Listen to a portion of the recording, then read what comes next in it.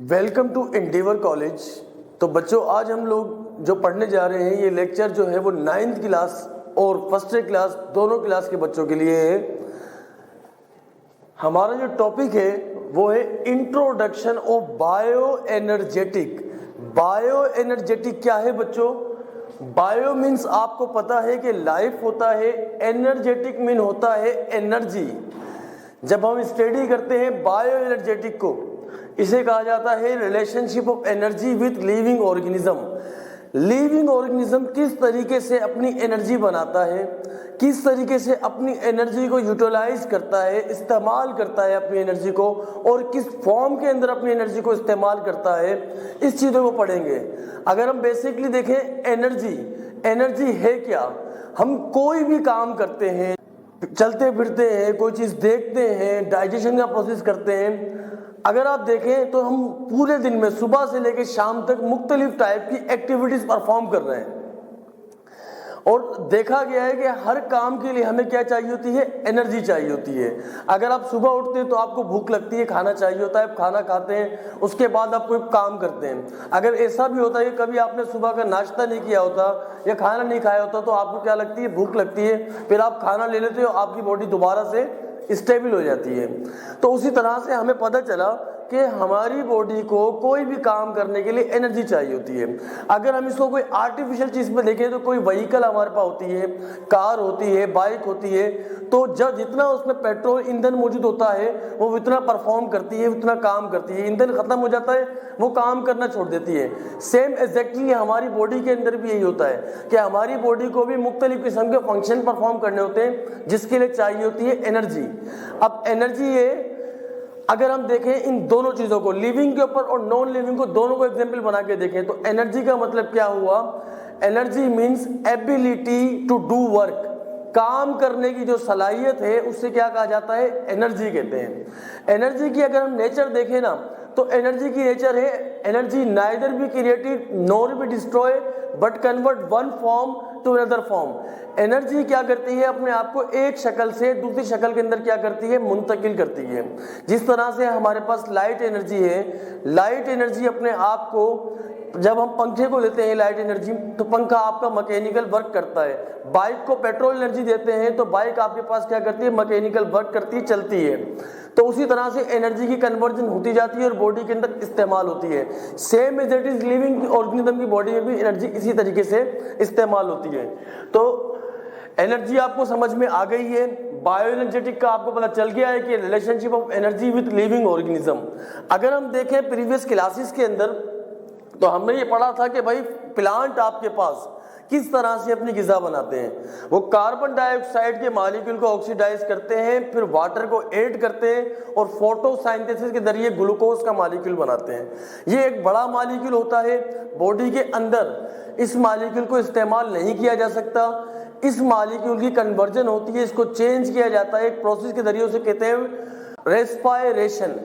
Respiration वैसे आपको ये डिटेल टॉपिक है, लेकिन रेस्पायरेशन आपको पता होगा कि एक प्रोसेस होता है जिसमें एनर्जी को उसकी सिंपल फॉर्म के अंदर ब्रेक डाउन किया जाता है। तो इस प्रोसेस के बाद आपके पास एनर्जी टूट जाती है, किसकी फॉर्म में? एटीपी की फॉर्म में।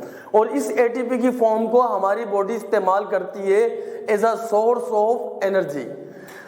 तो यहाँ पर है बेटा energy formation in different method in living organism. अब एनर्जी भी मुख्तलिफ तरीके से लिविंग ऑर्गेनिज्म की बॉडी में बनती है। अब सबसे पहले हमें ये देखना है कि ये एटीपी क्या है और ये एटीपी कैसे फॉर्मेट होता है, हमारी बॉडी के अंदर बनता है।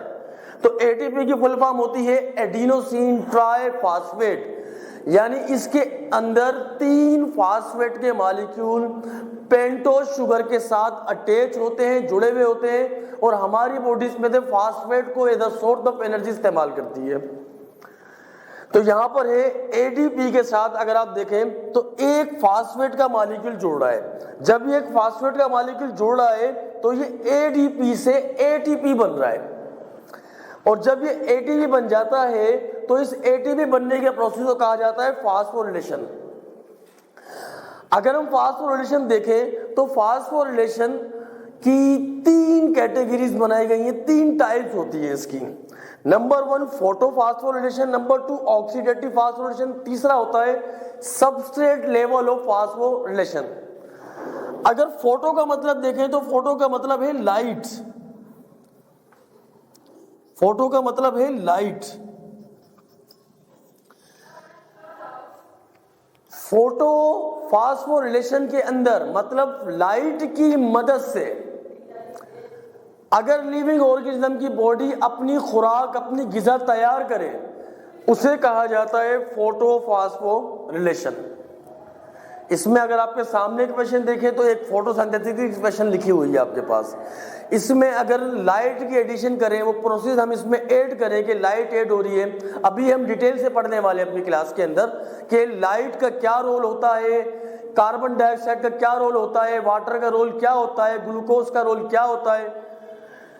अगर हम यहाँ पर देखें तो यहाँ पर हमारे पास जो ये फोटोसिंथेसिस हुआ है, ये आपके पास क्या हो रहा है कि लाइट की मदद से, इसमें लाइट की मदद से आपके पास क्या हो रहा है, आपका जो प्लांट है, लिविंग ऑर्गेनिज्म में, वो क्या कर रहा है, अपनी ग़िज़ा बना रहा है।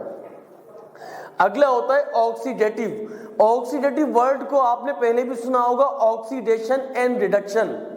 ऑक्सीडेशन कहा जाता है ऑक्सीजन का गेन होना, हाइड्रोजन का लॉस होना, इलेक्ट्रॉन का लॉस होना ऑक्सीडेशन कहलाता है। रिडक्शन के अंदर ऑक्सीजन लॉस होती है, हाइड्रोजन और इलेक्ट्रॉन क्या होते हैं, गेन होते हैं। तो बेसिकली इसके अंदर आपके पास इलेक्ट्रॉन लॉस और गेन होते हैं, जिसकी वजह से आपके पास क्या बनती है, एनर्जी का मॉलिक्यूल बनता है। अगर आप देखें तो यहां पर अगर आपके पास वाटर है, H2O है, इसको ऊपर लिख लेते हैं, H2O मौजूद है। अगर सपोज करें इसमें हाइड्रोजन की ऑक्सीडेशन हो जाती है, हाइड्रोजन का क्या होता है बेटा, इसमें इलेक्ट्रॉन लॉस हो जाएगा। अभी मैंने आपको बताया इलेक्ट्रॉन का क्या होगा, लॉस होगा, निकल जाएगा। तो हाइड्रोजन इस तरह से टूटेगा इसके अंदर आपके पास कि अगर दो मॉलिक्यूल इसके मौजूद हैं तो ये दो आपके पास प्रोटॉन मौजूद रहेंगे, इसके इलेक्ट्रॉन जो होंगे वो लॉस हो जाएंगे। अब ये जो इलेक्ट्रॉन होंगे ये कन्वर्ट हो जाएंगे in the form of phosphate. अभी मैंने आपको बताया था कि एनर्जी क्या करती है, अपनी शक्ल को चेंज करती है। एनर्जी जब अपनी शक्ल को चेंज करेगी तो क्या होगा, ये एनर्जी का मॉलिक्यूल कन्वर्ट हो जाएगा same as it is phosphate के अंदर। और जब ये फास्फेट के अंदर कन्वर्ट हो जाएगा तो फास्फेट के साथ आपकी बॉडी में एक मॉलिक्यूल मौजूद होता है एडीपी, एडिनोसिन डाई, डाई का मतलब 2 फास्फेट। 2 फास्फेट के साथ जब एक फास्फेट जुड़ेगा तो आपके पास क्या बन जाएगा बेटा, ATP.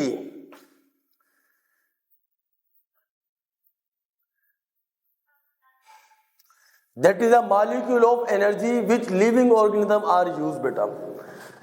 Third one, substrate level of phosphorylation. Substrate का मतलब होता है कोई भी आपके पास सबस्ट्रेट, जैसे carbon dioxide, water, nitrogen, something else बेटा, कोई भी आपके पास सबस्ट्रेट हो। अब ऑलरेडी हमारे पास यहाँ एक चार्ट बनी हुई है, यहाँ पर कार्बन डाइऑक्साइड और वाटर को यूज किया गया है। ये दोनों क्या है, सबस्ट्रेट है। इन दोनों को इस्तेमाल करके एक एनर्जी का मॉलिक्यूल बनाया गया है। उस एनर्जी के मॉलिक्यूल में क्या हुई है, कन्वर्जन हुई है और आपके पास फाइनल प्रोडक्ट बनी है एटीपी। तो बच्चों ये था इसका ओवरऑल इंट्रोडक्शन। अब जब नेक्स्ट लेक्चर होगा तो उसके अंदर हम देखेंगे फोटोफॉस्फोरिलेशनशिप क्या है, ऑक्सीडेटिव रिलेशनशिप क्या है, सबस्ट्रेट लेवल ऑफ फास्फोरिलेशनशिप क्या है, और बारी बारी इसको स्टडी करेंगे।